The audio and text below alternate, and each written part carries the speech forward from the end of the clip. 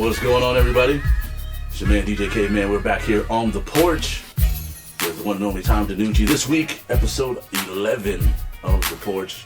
We're talking about The Office Mix-Up, which came out recently. It's a romantic comedy this time around, starring a young lady who plays a security guard with an interesting talent.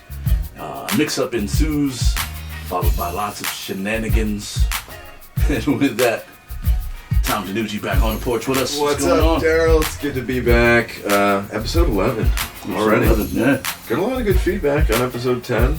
Absolutely. A lot of people were digging it. We did a Vault episode, and now we're switching things up this week. We're talking about a movie where I'm actually in front of the camera, which is always fun for me to see what life's like on the other side. So this movie was really fun, and got to shoot it in LA.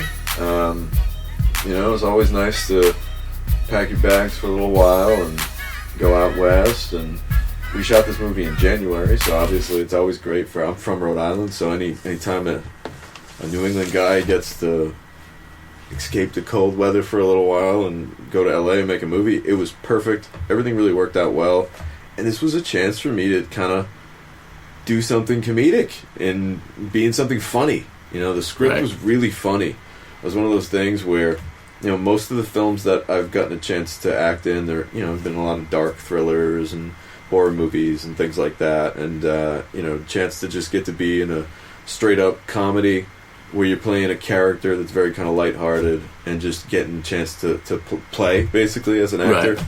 Man, that's probably one of the most fun couple weeks I've had on a movie set in a long time, if not ever, and with a great group of people. So I can't wait to dive into this one and talk about The Office Mix-Up.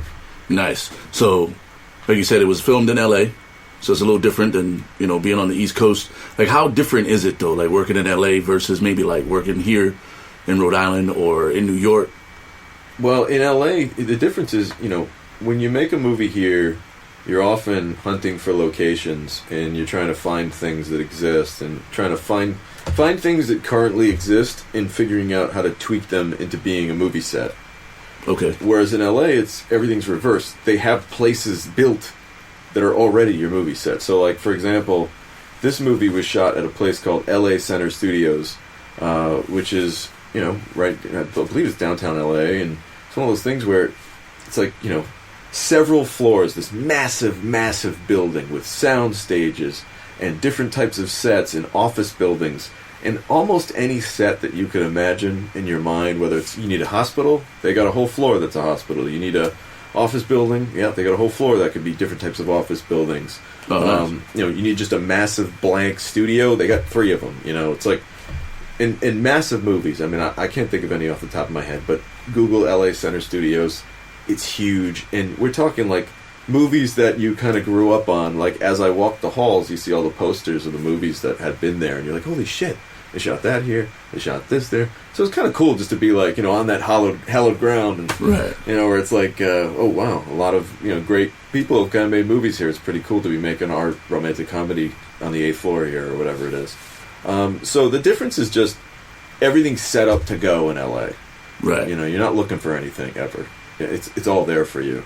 And if your sound person bails out on you that day, you can pull out the phone and call up 10 different sound people, and you can find anybody to replace anybody like that. Whereas in Rhode Island, sometimes it's tougher. You don't have the massive crew base that you have out in LA. So it's just it's one of those things where they have everything out there and in great bounty. Nice. So it was cool to be in LA, and obviously, like I said, get a chance to be in the sun for a little while, and LA's a cool place. There's definitely a palpable energy to Los Angeles if you're an actor or a filmmaker and you're out there and you're doing your thing, and it feels good to make a movie out there. Nice. We got an email. Oh shit. All right, nothing crazy. So your character, Birdie. Yes, the Birdman. Tell us about Birdie. He's a security guard. Birdie was one of these things where I first read the script and I was like, oh man, this is awesome, because he had so many like goofy moments where he's just like, he's this security guard, he's the day watchman at this office building, and he's one of those guys who, although he's a very mundane security guard, his job is pretty basic, he treats it like it's a special op. You know, like everything. He's top cop. Yeah, everything's tactical, and you know, he knows every inch of this building, and you know, in his mind is always playing tricks on him, and he thinks that, you know, there's always a conspiracy about something's going on, and you know, it's just one of these things where I was like, saw this part, and I was like, oh my god, I'm gonna have so much fun with this role. I've never really gotten to play a part that has that much, you know, kind of ridiculousness to it. So it was a lot of fun, and getting to play with, you know, being on set with people like, you know, Caveman and obviously, you know, Andy Lawrence, the director. You know, those guys really, they made me feel confident about it, because, you know, a lot of people were laughing at the character on set. So when you see a lot of laughs on set, you're usually like, all right, this is good, and you kind of feed off that energy, and you feel like, you know, you're hitting the beats and you're making it work. And, you know, if you're in a comedic scene and the people on set making the movie aren't laughing a little bit, nobody at home is going to laugh. It's probably not that funny, you know. So that's always a confidence builder when you finish a scene and, you know, the boom operator's cracking up, and, you know, even the camera op is laughing. That kind of, on right from the get go on day one, like, people were digging, you know, the Birdie character on set, and I was like, okay, cool, I'm gonna feed off this and keep building it. And it was a lot of fun. Did they let you improv a lot, or was it kind of all scripted? No. Andy Lawrence is really cool like that. I mean, the cool thing about Andy, and I'm sure we'll talk about him a little bit more later in the show, but Andy's an actor himself. You know, he's literally like grown up on movie and television sets. So he gets the, you know, the spontaneity of the craft, and how sometimes, you know, it's the scenes that you weren't always expecting to be a big pop that end up being really funny. And he let her rip a lot, and was just like, you know, just go and, you know, surprise me. And a lot of times he's very funny too. I mean, he would have a lot of suggestions. Like, I would do something, I'd try something, and he'd be like, oh, that's good. Oh, how about like this? And he would take what I did and give it one little tweak, or one little, and that's what a great director does. They're able to take what the actor has to offer and maybe adjust one little thing, you know. And it's that one. It's like teaching someone mechanics for, like, hitting a golf ball or hitting a baseball. It's like, oh, just drop your elbow a little bit, and it's like, holy shit! It's like, that's all it took. So he was really great in that sense, where, like, his notes were never like, you know, some directors, they'll take you aside and they'll tell you a backstory. You know, they'll tell you about their 8th birthday when, you know, something happened, and they'll go deep into it, and it's like, what are you trying? Whereas Andy was really good at just being like, blah blah blah blah blah blah blah. You know, like give me 3 quick sentences, and I'd be like, got it. And it was a lot of fun working with him, and yeah, nice. Shout out to Andy. So Andy Lawrence, obviously brother to Joey and Matthew. Matt Lawrence, all actors. What was it like working with like three guys like that, like brothers? And it's cool. Like, how's that dynamic between them? Like, it's funny because, well, one thing I'll say about the Lawrence brothers is they really do love each other. They're like real close. It's cool to see that. You know what I mean? Like, nice. This was Andy's first movie directing. You know, this was his directorial debut. So Joey came in and did a part, and believe it or not, Joey was on set for a very short period of time. He might have only been there for like a day or two. You know, they shot all of his scenes kind of back to back, and, you know, loaded it up so that, you know, he did that favor for his brother, you know, and he played the part. And Matthew Lawrence, he's a terrific guy, and, you know, I've been a fan of that guy since I was a kid. That's the funny thing about the Lawrence brothers. You know what I mean? For me, you know, for my age group, people like me who are kind of, you know, born in the 80s somewhere, right? We grew up like knowing that the Lawrence brothers were a thing. You know, Joey Lawrence on Blossom, and then of course Matthew Lawrence and Mrs. Doubtfire, and, you know, like Boy Meets World, like those kind of shows where, like, you kind of grow up on those shows. So to get a chance to be on set with those guys and work with them and see that, you know, they couldn't be much cooler guys. You know, they really are just team players, and they all came out for their little brother Andy, and to make this movie as great as they possibly could. And their mom's awesome. She was on set a lot, and it's a real family affair, you know, and I like seeing that stuff. You know, a movie should feel like a family. So the Lawrence brothers are a cool bunch of guys. Nice. So as a director yourself, what was it like working with Andy in his directorial debut, from going from an actor to a director? Like, you understand that transition well, so, like, how was it working with him? I was excited, you know, I really was, because, you know, for me, it's like sometimes I feel like I've been in a little bit of a petri dish, and I've been in a little bit of a box, because I have made a lot of my own films and written a lot of my own things, and getting a chance to see how somebody else does it and see their style. It was nice, and I kind of promised myself that I was gonna like leave my director hat at home and like just put that in a drawer and shut the drawer and lock it and go to LA and be an actor and not think once like a director, which isn't easy. But I didn't once want to be on set and be like, oh, why is the camera over there? Like, what is it? Like, I didn't want to be thinking about any of that stuff. So it was cool to have a chance to just let go and watch Andy do his thing. And he was terrific, man. And he's directed another movie since then, Money Plane, which I had a chance to do one day on, which was cool. But Andy's great. I think he's got a lot of great movies ahead of him. Nice. So this is a Richard Switzer production, and we've seen his name a few times. Yes, Richard Switzer, really cool guy. A lot of people, they see Richard and they see this high energy 24-year-old guy, and they say, what do you think the first thing they say is when you see a 24-year-old producer? Oh, that he's not talented enough, or he doesn't have enough, or where do you think, or he's gonna fucking be a party animal, rich kid or something that, right? Some uncle must have wrote him somebody a big gave him a nice check, and now he gets to live his dream. Couldn't be any further from the truth. Richard is a guy who is a real hustler, and he kind of built himself up from really nothing. He doesn't have any family members in the business. He doesn't have a rich uncle. There's no nepotism there. He really did just kind of take his first film, which was this very, very small movie, kind of got it sold, got it a deal, made a slightly bigger movie, then made a slightly bigger movie than that, and kept doing it and doing it. He's 24 years old, and he's produced, I think, a couple dozen movies almost. Wow. And he's really got a nice racket going there for himself in LA, where he's able to crank out a lot of these films, get deals immediately. I mean, the guy had, I think he might have made something like 6 or 7 movies last year. Wow. Kind of like just a lot. Puts him in production, green lights him, flies to different sets. He's got some going in Canada. He's got some going in Oklahoma. Obviously LA. We shot a movie in Rhode Island. So he's done a lot of really cool things, and working with him is exciting. He's an inspiring guy. Again, very high energy, always on an upswing. Right. Very positive, and we all have our moments where we want to throw ourselves on a train track or something, and this business is real stressful, and we both kind of have a way of talking each other down, talking each other off the ledge, and he's a great producer, and he gets things done. Nice. Let's get into a little bit. Let's like working with a different cast this time around. I mean, obviously we've worked with Joey Lawrence before, but like it was a small cast. I noticed there wasn't a lot of moving parts. Yeah, it was really cool. It's funny you mentioned that.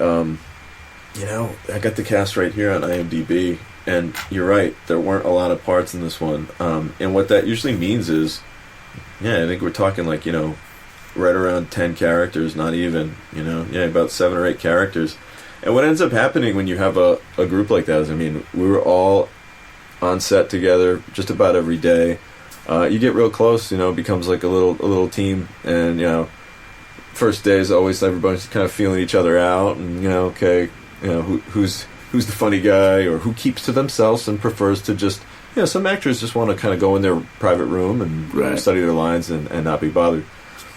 This was one of those movies where we could kind of tell right away that everyone was very kind of friendly and open, and, not a lot of people were just like in their dressing room with the door shut. A lot of people were kind of hanging out in a more like green room type setting where everybody's kind of just chilling or, messing around on their phone or whatever. But, it became a pretty tight-knit group because, like you said, there's only a handful of actors in the movie, and we all got a chance to, you had mentioned improv earlier, we all got a chance to kind of, spar a little bit in the movie and mess around with some improv and play around with our lines a little bit and just have fun, I think that's one of the things that Andy brought to this movie, like, again, it's a comedy. Obviously we got to take our work seriously, but it's okay to have fun on set. You got to be in that loose kind of mood where you're feeling like at any moment you could think of something really great that's we could maybe bottle up and put it on the screen. Right. So like, when you're obviously working on a small set, there has to be like a lot of shenanigans that went on. There is often a lot of shenanigans. You know, it's one of those things where, you know, these are some really funny people. Like, you know, just to go down, like Sabina Gadecki, Lily is very funny. We'd crack a lot of jokes, you know, and we'd just be laughing. And there was one particular time where I got thrown off set, and not in a terrible way, but I couldn't help it, you know. Like the Birdie character was just like so ridiculous and funny, and I think I was like hanging out with, you know, whoever, it might have been Lily and Richard, and we were all just like talking or something, and I said, you know, it was one of those moments like in school where like everybody's laughing, but the teacher turned around and caught me, kind of a thing. Right. The AD turned around and like saw me, and he's a great guy. He was cool about it, but he just turned around and he's like, saw me goofing around or whatever. He's like, anybody who doesn't need to be here needs to leave now. And I'm like, that's me. And damn. I'm like, all right, joke's over. So I got kicked off set once, but it wasn't like a kicked off set. It was like a just don't fuck around on set. Go do your bullshit outside if you want to be funny or whatever. You know? Nice. So we've all been there before. And shenanigans was like a common theme throughout the movie. Like, is that something that was in the script, or is that a thing that you kind of improv? It's funny you say that, because shenanigans was definitely in the script, and it was one of those things where I remember we did a table read at like this studio one of the first nights I got to LA. It was like probably 3 days before we started shooting, and in the table read, like I just started hitting that shenanigans line, and everyone was popping for it. Like everyone was laughing, and I was like, I tried to mess with it. I'd do like different types of shenanigans that have different pronunciations, and Angie really dug it, and it became one of those things where like that was definitely the on-set catchphrase.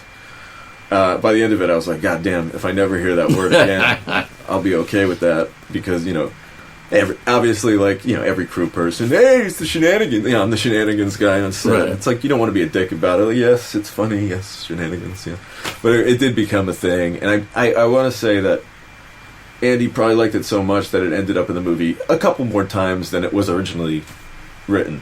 You know, we probably squeezed in a couple extra shenanigans. Nice. But that was the cool thing about Andy, you know, kept it loose, you know, like that.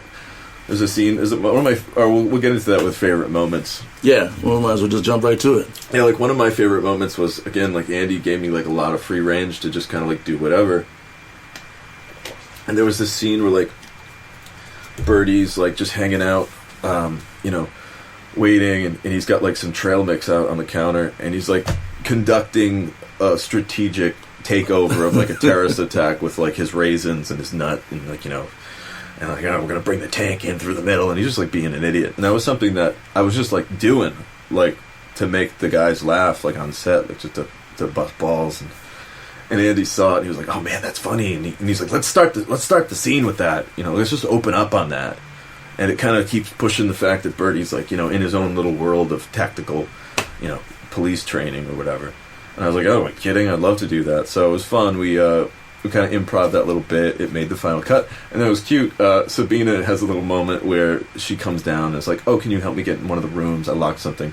And I'm like, sure. And as I get up, she like sees, you know, something, you know, piece of trail mix, and she like eats it, like an M&M or something, and peels out. So they kind of, it all worked with the flow of the scene, which was fun.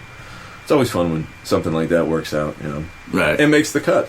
Absolutely. Because you never know, man. I mean, that's the thing about acting. Like, try a bunch of shit, because you never know what they're going to use, and you never know what's going to be great. And when you're doing it, you don't feel that. Like, you don't necessarily know. But, you know, you trust the director and the editor to see it later and pick it out, you know. So right. You got to hit him with a bunch of stuff, because you never know. I'm sure there's lots of people that do these movies and then they don't end up in the final cut. Oh, that's got to be a little disappointing. It's happened to me many times, man. And, you know, it's really just part of the business, you know. Like, I remember one time I had my parents, there's a movie called Evening with Claire Danes. And I had a scene where, you know, I was all excited. I didn't have any lines, but Claire Danes sings a song, and I have like this old-timey camera, because the movie was set in like the 40s or something, and I stand up and I take a picture of Claire Danes, and I was so excited, because I was like, that can't be cut. Are you kidding? It's a photograph of the star. I took my parents to the movie. I'm like, let's go to the movie. How could they possibly cut that? It was like the first night the movie came out. and I'm seeing the scene. She's singing in the bar, and I'm like, okay, tapping my parents, like it's gonna be on now. And she sings the song, and it cuts to the next scene, and I'm just like, damn. And I'm like, well, and like the blood drains from my face, and I'm like, they're not gonna cut back to that scene. Why would they ever fucking cut back? It's over. And that's when like the reality set in, where it's like, motherfucker, you got cut. They don't tell you like ahead of time? No! You don't God, get a screener? No. A little piece of shit like me, what, at the time, I was like, well, they're not going to send me a letter. It's not like I got cut from the goddamn Yankees and I'm going to get a pink slip in the locker. I don't know how it works, but it just seems like it's just mean. It's awful. Just mean because it's like your first early And then your movie. parents have to be like, hey, my dad was like, you still made $130 that day. I'm like, thanks, Dad. Thank you for picking me up like that. God, that's mean. That's mean. It's a cold business, man. There's no business like show business. Spend a couple days doing a movie and then you tell everybody and you're not even in it. And you know what was awful about that? Not to spend so much time on evening, but we might as well now. I had this long, cool, I was 20. So I was 21. I had this long, we talked about long hair before the show. I had this long hair. And the woman, it was I said 40s. I think it was like early 50s. But anyway, they were like, men didn't have hair like that in the early 50s. And I'm like, oh. And they're like, yeah, we're going to cut it if that's cool with you. And I was like, shit. And at the time, hey, I didn't know. I thought I was about to be a movie star. I'm like, yes, cut the hair. And then I was like, I can tell all my friends that they cut it for the part. You know what I mean? And story ready. I was all ready to go. I was ready to be like, guys, check out what they did, and be in the movie. And I got the haircut, but I didn't get the footage. So they cut my hair. They cut my beautiful hair for this goddamn. The rule is make sure you made the cut before you tell everybody that you're in it. Yeah, it's pretty funny, man, because, nowadays, in retrospect, as a 30-something-year-old actor, I probably would have been like, cut my hair to be a background actor? I don't think so. You know what I mean? You can keep the $150 or whatever. Right. So, what did you learn, from being as a director and then going into acting, on the acting side? And you've done both before, but sure. Did you learn anything specific on this time around that you didn't know before, or something that you'll take back to the directing side? Yeah, I did. And that was, again, anytime I'm on a movie set and I'm not directing, I'm an actor, and I'm putting away the director mindset for a minute. I'm just focusing on my lines, my performance, making sure that I hit my marks. Anytime that's going on, I'm paying attention to what the director's doing, and I can't help but think about, oh, that's a cool style, that's a cool approach. So I'm always kind of, learning something from being able to witness a new director and how they approach things. And with Andy, I think it was, if I learned something from Andy, it was probably just his ability to really be concise. Remember, time is money, and, sometimes the more words you fill a person's head with, the less they fucking remember. Right. Whereas if I just tell you something in 2 sentences and it's like the light bulb goes off, that's what he's really good at doing. He's really good at taking a paragraph and making it a sentence so that he can just come up to you and whisper a quick note and be out, and we're shooting the scene and it's all good. So he's just very, very good communicator, And I think that comes from being an actor his whole life. He knows how to communicate with actors really well. Word. Now, we talked a little bit about, we touched on, the fact that this is a comedy. Yeah. And you got to do some comedic acting. Gauge it as far as, do you think it's harder to be a comedic actor, personally? Or was there a challenge for you doing comedy versus horror or drama? Or Yeah, I think, I think anything you try to perform is always challenging, but I do think that humor is especially difficult because, we've all heard this a million times, but what's funny to you and your friends isn't always funny to everybody else, in the country or everybody in the world. So it's the hard part about comedy is being able to figure out what that you gotta be non-regional, you gotta be kind of open to wide audiences. How can you make everybody laugh or the majority of people laugh? Right. So trying to figure out what those beats are is always a challenge. But I think, again, the nice thing about comedy is there's a natural reaction that human beings have when they hear something funny. They can't help it if it's that funny. They're going to laugh. And when you're on set, if you're doing comedy and everybody on set's laughing, at least you know, like, this is a step in the right direction to being funny. Now, that doesn't always translate. I've been on movie sets where scenes were, like, side-splitting laughter on set, and then you go to watch the scene, and you're like, it's not that funny. And that's because, you know, there might have been an editing gaffe, or somebody didn't cut it right, or they didn't choose the right angle to portray the joke properly, or, you know, so many things can go wrong. Right. Between action, shoot the scene, and hey, let's go see the movie, and you're eating your popcorn and watching it. Like, between those two moments, so much shit can go wrong. But at least, if you're on set and everybody's laughing, you know that, like, step one's accomplished. This is at least, in its rudimentary form, funny, you know? Right.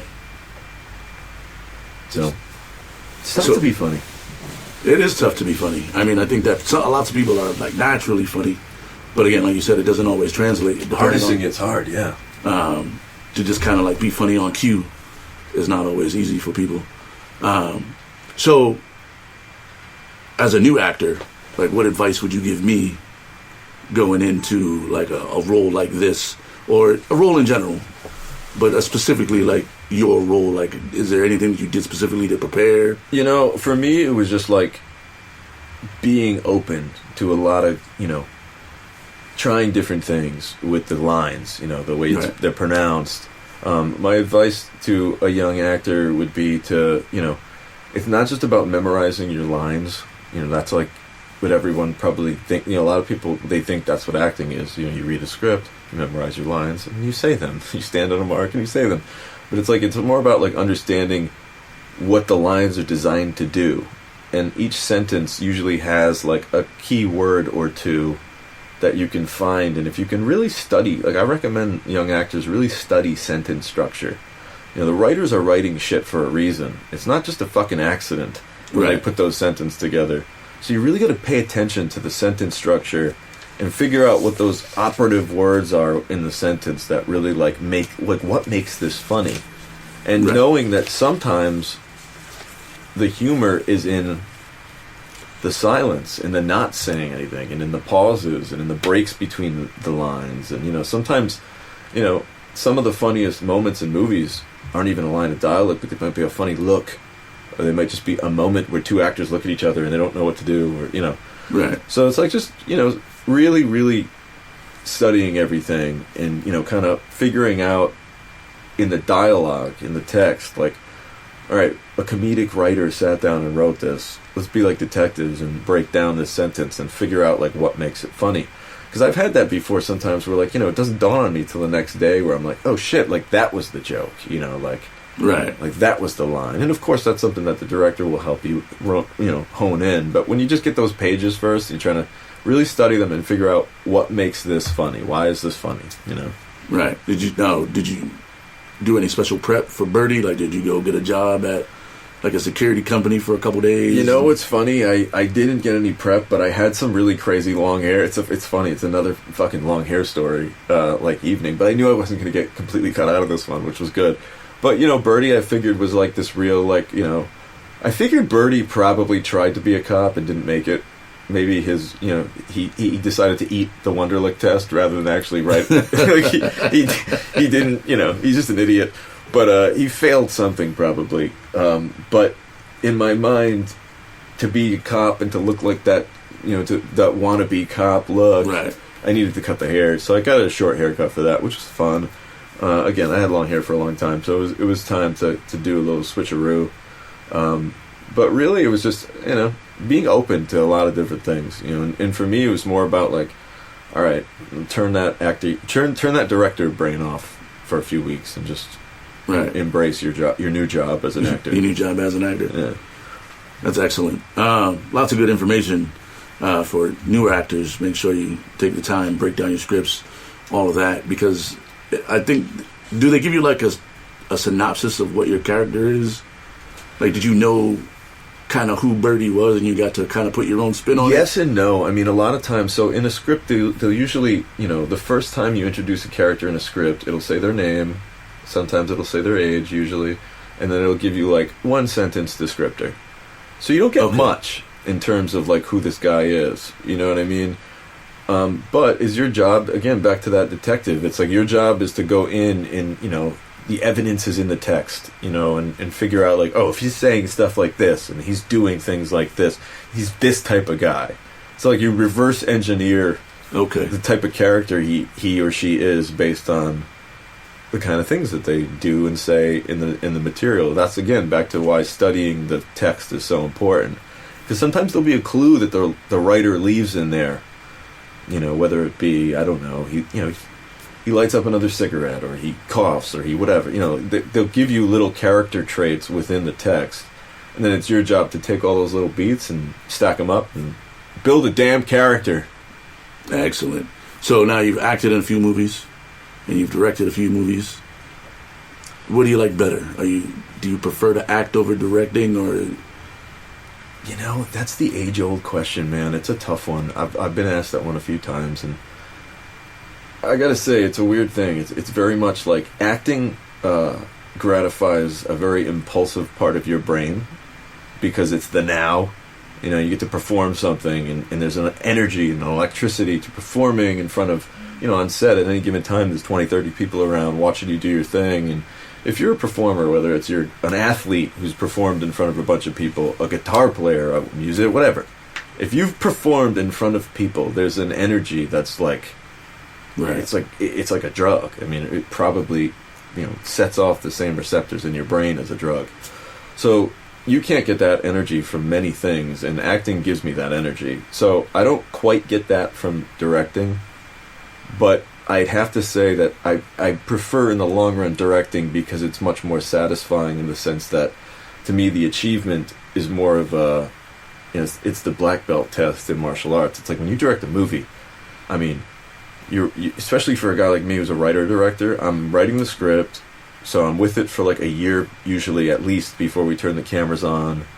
Then we shoot, then we edit.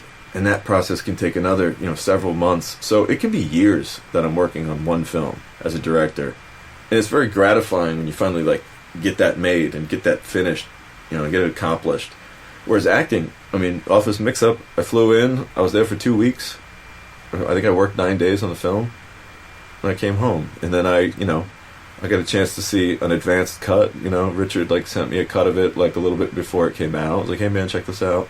Awesome, this is great. But as the director, I'm its father, you know what I mean? Right. Whereas an actor, you're kind of just, you fly in, you do your thing, and you leave. And it's very, very fucking gratifying for the, you know, the moments that you're doing your thing. But then it's over, you know. And then, of course, it's exciting again when you get to, the movie comes out, and you get to see it, people, provided they like it, it's not a piece of shit, and people say, like, God damn, DeNucci sucked in that one. But, you know.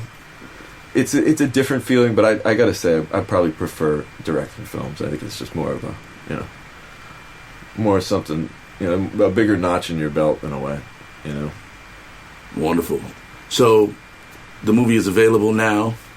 It came out in February, according to IMDb. Yes, just like a few weeks ago. Just like a few weeks ago. So it was like a smooth little romantic comedy. I watched it. I thought it was awesome. The shenanigans line were fucking hilarious. So where else can we see the movie? Is it in theaters? Yeah, it's out. It's a streaming movie, so it's pretty much out wherever you can stream movies. The one that I checked it out on was Amazon, but you can also get it on YouTube. You can get it on Vudu, I think Google Play. But just, you know, punch in your Google machine, The Office Mix-Up, directed by Andy Lawrence, produced by Richard Switzer, you know, starring Matthew Lawrence. Samir Armstrong, Joey Lawrence, Andy Lawrence does a little cameo, which is cool. Get the director in there, do a little cameo.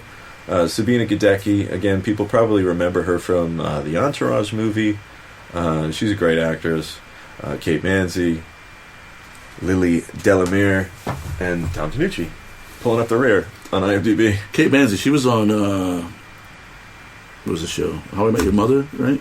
Kate's done a lot of sitcoms. Things. Her big, you know... Her face looked wildly familiar, but... Well, she was in Days of Our Lives for a while. Oh, okay, maybe that's so it. She did a lot of work. But you're right, she was in How I Met Your Mother, and Kate also has a Rhode Island connection. You know, Kate's an Italian American. She's got some family from not too far from here, so it was kind of cool. We were on set. She was like, when she found out I was from Rhode Island, she kind of got excited about that. And Sabina as well. Sabina grew up in Massachusetts, so it was kind of fun. It's kind of like having a New England crew. It really was on the West Coast. That's why I hit it off with these people like kind of right away, because anyone from the East Coast knows that there's kind of this East Coast thing. Yeah, Chicopee, Mass. Oh wow. So Sabina was, born, an hour down the road from me, which is kind of funny. And then here we are on a movie set, and we're able to talk about New England-y things. New England stuff, right? That only we know about. So that was kind of fun. You start your day with a Dunkin's. She knows what Dunkin' Donuts and New England clam chowder is all about. That's what's up. And why Tom Brady is an American hero. She understands these things, That's what's up. So where do we go next on the porch? Oh man, I was thinking so many about directions. that. There are a lot of different directions we could go in. I have a film that's coming out in April called Agent Toby Barks. So I was considering doing that one down the line, but it might make sense to do that one a little bit closer when it's actually out. Might go into the back into the acting archives. We'll see. We're gonna float around, but it's nice to switch it up. And also, I'm thinking about bringing a guest on soon. So, all right. Quick plug. This episode is brought to you by Woodhaven Media. That's my company. If you're not familiar with Woodhaven Media, we do a lot of different things. We do everything from one-stop shop productions. If you've got a script and you've got financing and you want to get your movie made, we're the people that you come to, and we can do everything from creatively work on your script with you to fine-tune it. We do consulting for script work to make sure that when you do write your script, it's to the industry standard. We've had some success with this, so we know the kind of scripts that people are looking for to actually get made and get out to the market. So we provide all those kind of services.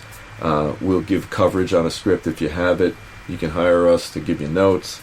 There's a lot of different things we do. We do things like editing acting reels. If you're an actor and you want to have a reel put together to put out to the business, we'll help you put your best foot forward.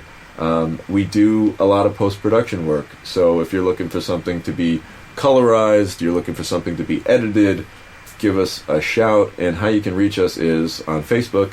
You can find us, just write us a message, put in your Facebook search bar, Woodhaven Media.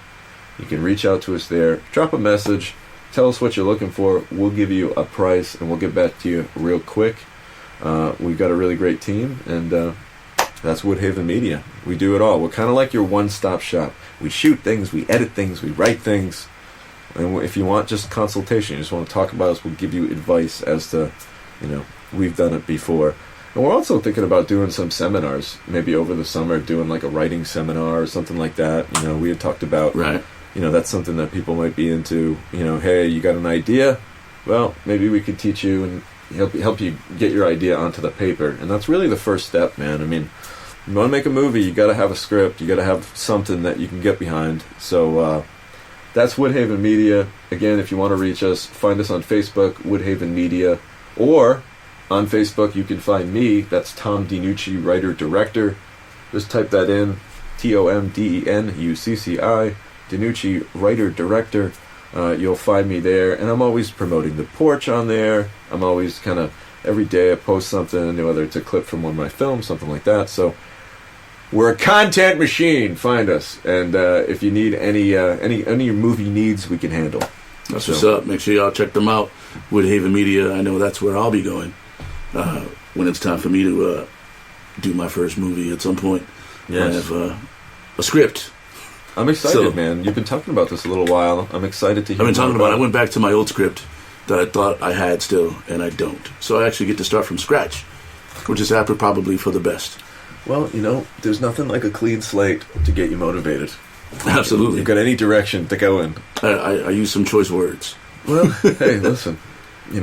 It's sometimes you need to get people's attention, Yeah. And a choice word or two can do that. Absolutely. That's going to do it. Another episode of The Porch, episode 11, or 11, if you're from the South. Make sure y'all check us out on all the social medias. all the platforms, YouTube specifically. Make sure you click that like and subscribe. Hit the little bell thing so that you can be alerted every time the new episode of The Porch gets loaded up. Yeah, I've been putting some clips on Instagram, so if you want to find me on Instagram, it's at Tom DeNucci. That's TomDenucci. And you can find Daryl at KVENT, just like that on the Instagram. You can use the government for the Facebook or DJ Caveman at DJ Space Caveman. Make sure you plug that in. Like the page, follow the page, follow us on The Porch, and we'll check y'all out on the next episode